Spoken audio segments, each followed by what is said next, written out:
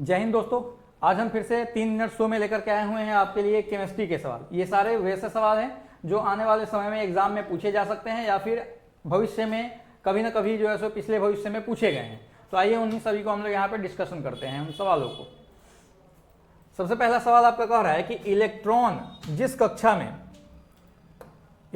जिस वृत्ताकार पथ में चक्कर लगाते हैं वह कहलाता है। जिस वृत्ताकार पथ में चक्कर लगाता है इलेक्ट्रॉन, उसको किस नाम से जानते हैं हम लोग? तो भैया उसको कक्षा या सेल कहा जाता है। सामान्य तौर पे अगर हम स्ट्रक्चर की बात करें तो इसका स्ट्रक्चर कुछ इस तरह का बनता है। जैसे ये आपका जो है क्या हो गया, कक्षा हो गया। ये आपका जो है केंद्र हो गया, सेंटर हो गया, नाभिक जिसको कहते हैं। इसके चारों तरफ ये कक्षाएं होती हैं। कल वाले क्लास में मैंने आपको बताया था नाभिक के अंदर प्रोटॉन और न्यूट्रॉन होंगे और बाकी कक्षाओं में आपके कौन होंगे?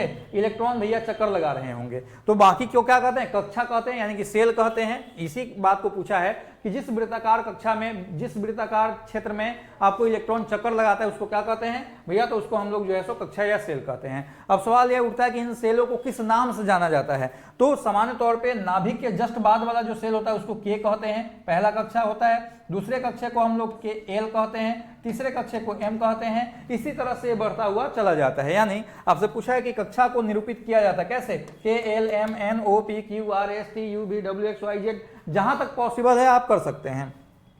नाभिक के समीप कक्षा कहलाता है। नाभिक के समीप कौन है? तो देखिए जो एक है, 1 नंबर का कक्षा है, उसको हम लोग क्या कहते हैं भैया? के कहते हैं। वही बात तो यहाँ पे लिखा है कि नाभिक के समीप के कक्षा को हम लोग क्या कहते हैं भैया? तो के कहते हैं। ठीक है।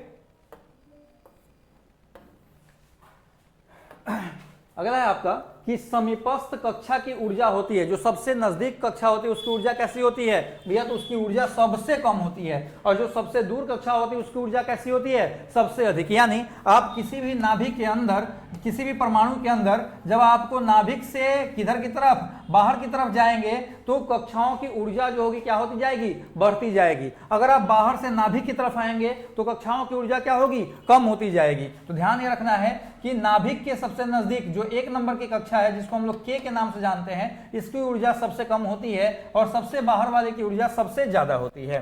उप कक्षा को दर्शाया जाता है। अब इस कक्षा के अंदर भी कक्षा होते हैं तो उन्हें उप कक्षा कहते हैं। और उसको कैसे दर्शाया जाता है? तो एस पी डी एफ के नाम से जो है उनको दर्शाया जाता है। ठीक है। परमाणु के बाह्यतम कक्षा में उपस्थित इलेक्ट्रॉन कहलाते हैं। परमाणु के बाह्यतम कक्षा में, यानी मान लेते हैं कि इसमें 4 गो कक्षा है, तो जो चौथी कक्षा है, इस चौथी कक्षा में उपस्थित इलेक्ट्रॉन को क्या कहते हैं भैया? तो उसको कहते हैं संयोजी इलेक्ट्रॉन कहते हैं। क्या कहते हैं? वैलेंस इलेक्ट्रॉन के नाम से जाना जाता है। किसको? सबसे बाहरी कक्षा में उपस्थित इलेक्ट्रॉनों को। सामान्य तौर पर वैलेंस इलेक्ट्रॉनों की अधिकतम संख्या जो है वह 8 हो सकती है। 8 से ज्यादा वैलेंस इलेक्ट्रॉन कभी भी नहीं होंगे, इसको ध्यान रखना है। कभी भी रिएक्शन जब होगा तो यही वैलेंस इलेक्ट्रॉन जो है क्या करेंगे? रिएक्शन करेंगे। यही जो है आपको रिएक्शन में पार्टिसिपेट करेंगे, भाग लेंगे।